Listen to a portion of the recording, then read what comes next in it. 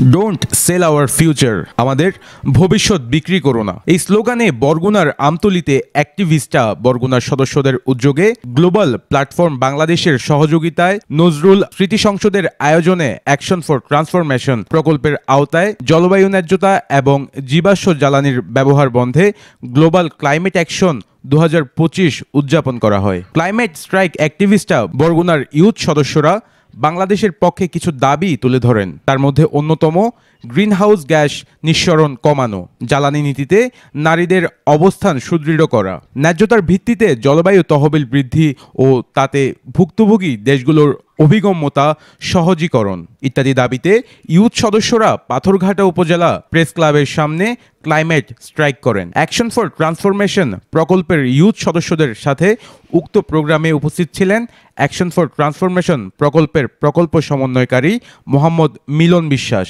এবং এনএসএস নির্বাহী পরিচালক শাহাবুদ্দিন পান্না সহ প্রকল্পের অন্যান্য কর্মকর্তাগণ।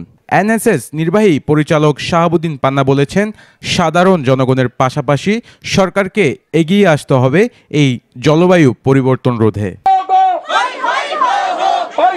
বরগুনা আমতলী প্রতিনিধি রিয়াদ ইসলামের তথ্যচিত্রে ডেস্ক নিউজ, প্রতিদিনের কাগজ।